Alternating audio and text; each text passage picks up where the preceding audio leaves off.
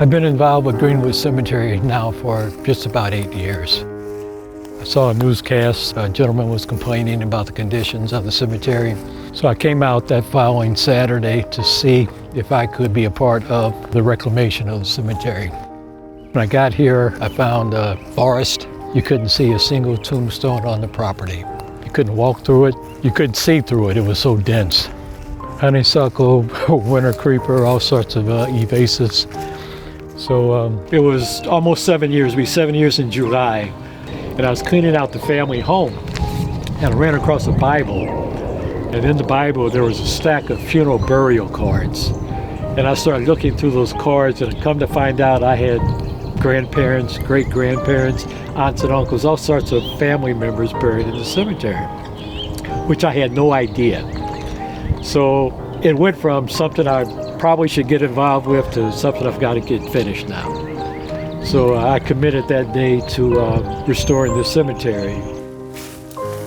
Here I am 8 years later. Cemetery's almost 32 acres, and I probably have cleared 25, 26 of those acres. Looks a lot different now, huh? Oh, a lot different now, and very proud of what we've been able to accomplish here. Yeah. And especially for the families.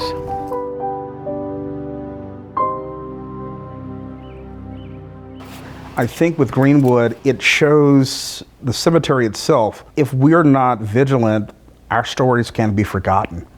And it's important not only for Greenwood Cemetery in isolation, but really for the larger African American community, and I would argue for the entire American community. This is part of the American story, right? This is our collective history. Our last burial was in 1993, and we have over 50,000 people that are buried here. We're telling the stories of those interred. When we first got involved 6, 7 years ago, you couldn't see a headstone from the road. So it's really been a wonderful journey for Raphael and myself.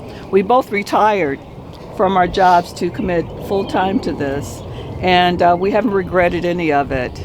Some days I do. We couldn't do it without the help that we get. You people coming today really bolsters our efforts, and you'll kind of get an idea of what all of this looked like once you get up here.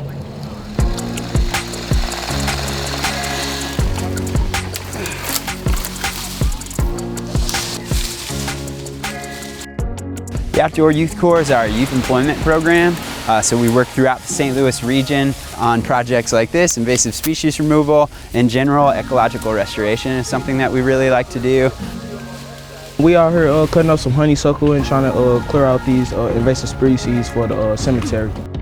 This is like an old cemetery. Like, you'll be surprised by how many tombstones you'll see under these trees due to the honeysuckle, because the honeysuckle and the invasive species are covering over the graves. It's crazy. I'd like to tell everybody, African American, this was about the only place, non-sectarian cemetery, where an African American could have been buried. So I guarantee you, if the family's been here for any length of time, they've got people in the cemetery.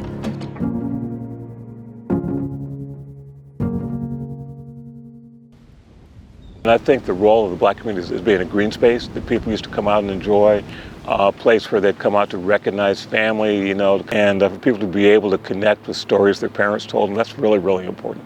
My area actually is urban wildlife conservation, and places like this are really important, because a lot of the work that takes place in cities, you know, it's not just the really wild places, but there are also places that are the green spaces. And these places are really important, because it's habitat for birds, for different species, and they've seen deer walking through here, just things like that. So they're really important as green spaces, and it's really a unique opportunity to kind of connect history of places and the cultural value of places like this with nature.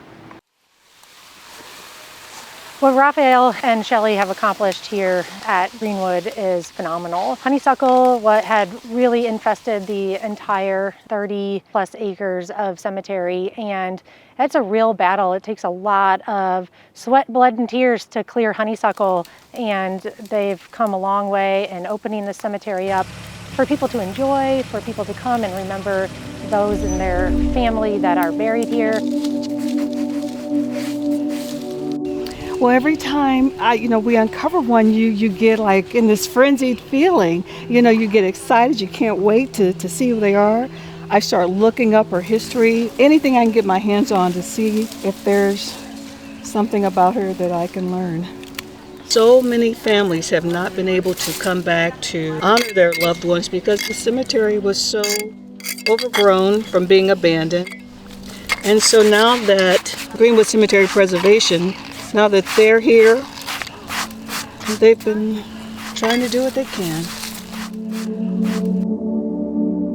There is an important aspect of life where you are visiting graveyards, celebrating ancestors, acknowledging them, honoring them, especially in the African American community, and the inability to get to, grandma's or great grandma's grave site probably caused a lot of heartache. When you go to a gravesite, it's a great opportunity to tell younger people in your family of who these people were, what they endured, in order for you to be here on this earth at this moment in time. My uncle passed away when he was about 3 years old. He was jumping in the bed and he fell and he hit his head on a trunk. At that time, the hospitals were segregated. So the first hospital they went to, he wasn't able to be seen. So then they took him to the African American hospital at the time. By then, he had passed. So we wanted to come out and make sure that my uncle has a headstone and make sure the area was nice because we saw all of the research about how volunteers were coming out cleaning the area. And so we wanted to do our part. Okay, so wonderful. I flew here from Florida. We came out to see if we can find the headstone. All right. I'm able to go into our database and see where the surrounding headstones are. I'm able to figure out where that person may be, whether they have a headstone or not, but I'm able to figure out their location. It's not an exact science, but I can get pretty darn close. This is where he is. Wow.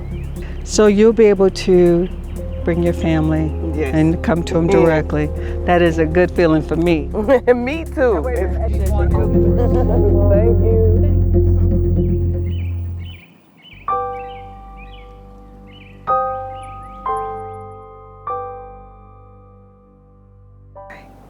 So based on the locations of everyone, I was able to figure out that your grandmother's right there.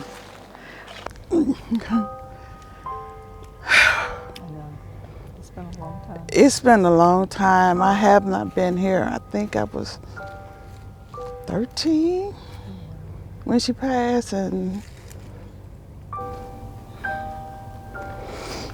wow. I get so much out of it.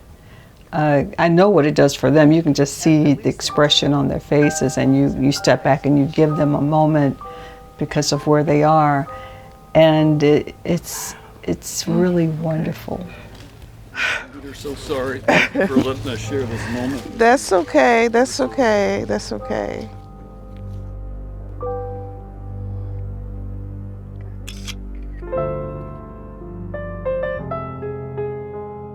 So when you have someone like musician Grant Green, as you can see, there's a lot about Grant Green. His style of music, who he played with. I know that he died in 1979. That's another filter that I can put in. And what I find is that he's in section 2, row 47, grave 53. However, he doesn't have a headstone.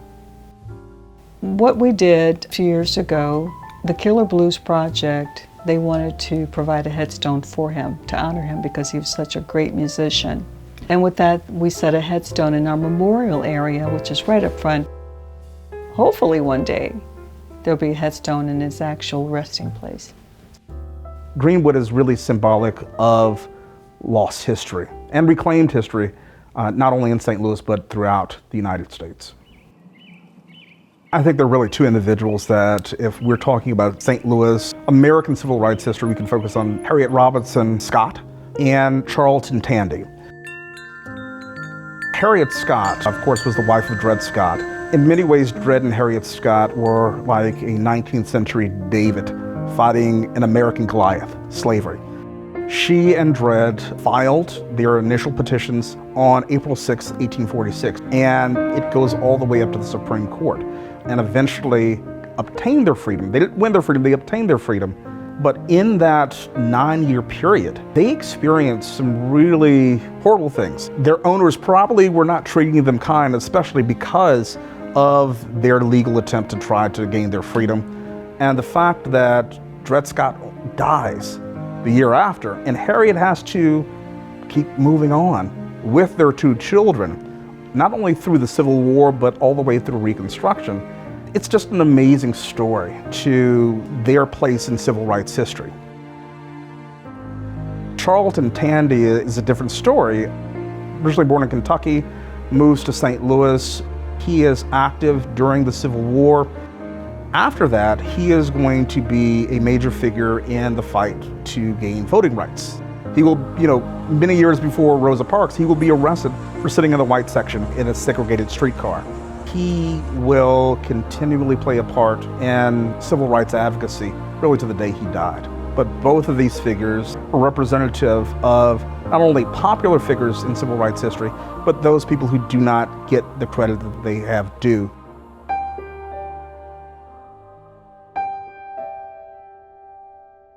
This is going to be a beautiful, stately tree. And it's really important that it's showcased. And I think that here in front will be the best spot for it. It's an amazing story and it's an amazing transformation.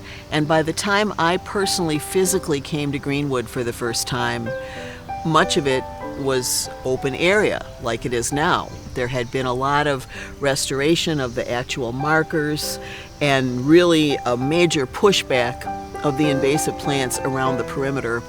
And so I came out, and Shelley and Raphael were both working here, and there were some other volunteers, and it just was heart-touching connection to be here and to actually work with them. And then I got the idea to do a planting here of native trees and bushes.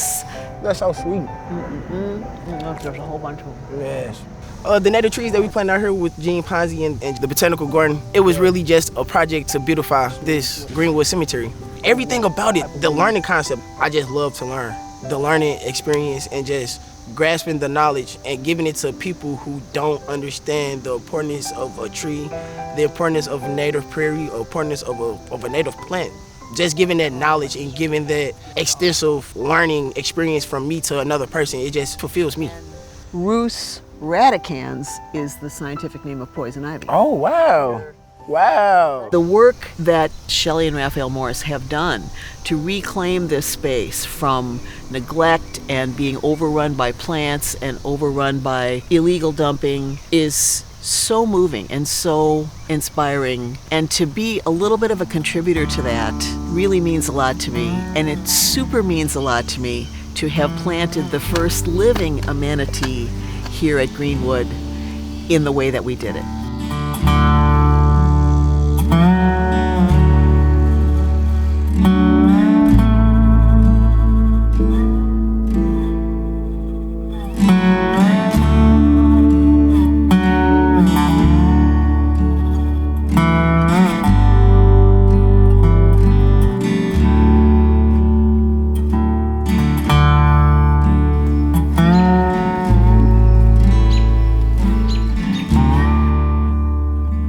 Who would have ever thunk it, right?